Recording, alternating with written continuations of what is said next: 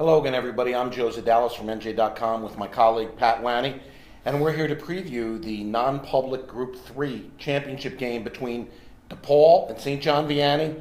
It kicks off the action at Rutgers on Saturday morning. Get your coffee, get your bagel, and if that don't wake you up, this football game is sure to. Pat, you and me have been talking about this for a couple of weeks. These two teams have been on a collision course. I think it's going to be a hell of a game. No doubt about it. The bulletin board material around our office, at least. Shore Conference versus the Big North United, Middletown South #1.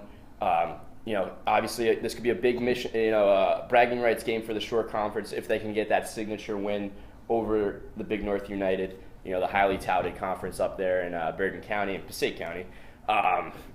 Last year Red Bank Catholic knocked off Joe's, and obviously St. John Vianney very capable of beating DePaul. Look, Vianney's 11-0.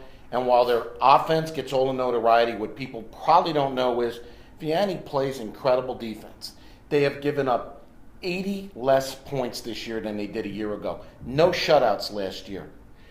Vianney on defense allows only 2.1 yards per rush. They have played phenomenal defense. That's the one thing that Derek Sininsky brought with him when he replaced Mark Ciccatelli in August. He brought defensive know-how. Sininsky has taught these kids how they can play disciplined, play under control, read their keys, and still fly to the football, and that's what they've done. Now, I know Vianney blows people away, but they also put the clamps on people. Just ask Red Bank Catholic. Absolutely. They shut down that strong ground game, and they're going to have to do it again against DePaul. You hear about Kareem Walker all the time, but it's not just him in the backfield. They've got another very capable back in Nasir Hooker. He's a little shifty kind of guy. He's going to, get the edge. Kareem's going to pound the ball between the tackles. You know that already. And I just look for, as good as the St. John Vianney defense is, the playmakers for DePaul, that's what you hear about all the time. You hear about the talent. They got 6 guys going to, BCS schools, blue chip recruits across the board. And I just think they're going to try to go shot for shot. But the one thing that they can do and have to do against St. John Vianney, they're going to have to, put Anthony Brown on his butt. And the guys that are going to have to do it, Quayshawn Alexander, Andre Evans, and Michael Dwumfor against the defensive line. They're big boys. They're quick. They're athletic. They're FBS bound players. Linebacking core is good, and the secondary is very underrated at DePaul. So, that defense is going to have to find its groove, and they're going to have to get Anthony Brown out of rhythm, because I know you love him, and I know you've got some great stats from him. Well, Patrick, they also have 6 losses. So I think Vianney would love them to come after him. Anthony Brown is nimble enough to extend plays and avoid the rush. And the other thing that he said after the Red Bank Catholic victory was, in this offense, on every play, somebody is open.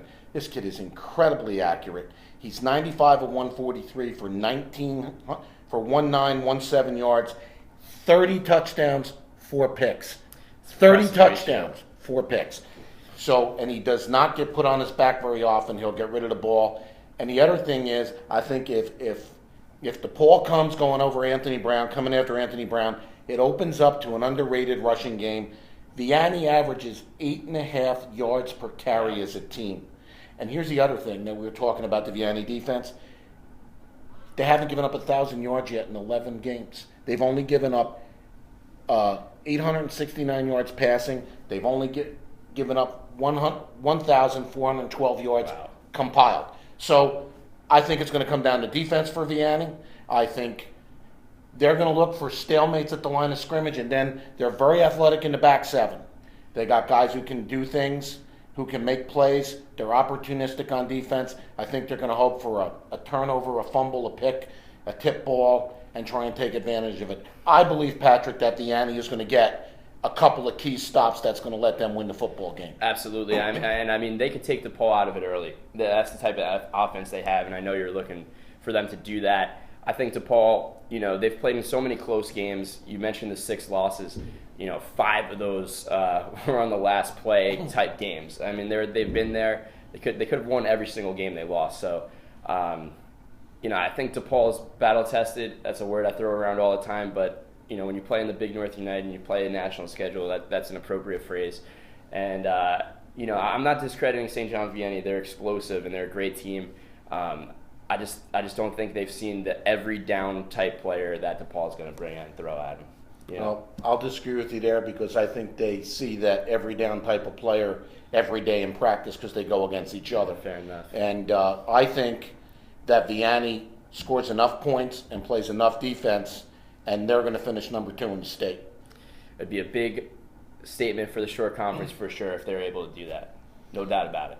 Well, Patrick, I think it's going to be a wild game. I'm going to go 48-44 St. John Vianney. What about you? Points galore for sure. I'll say something very similar, 35-34, 35-30, but I'm going to flip it on you. I'm going to stick with the Big North Conference through and through. I'm going with the Spartans. Well, Patrick, Chris Ryan and I will all be there to give you a complete report from Rutgers on Saturday morning. Stick with us. Check out all the other sectional football previews right here on NJ.com.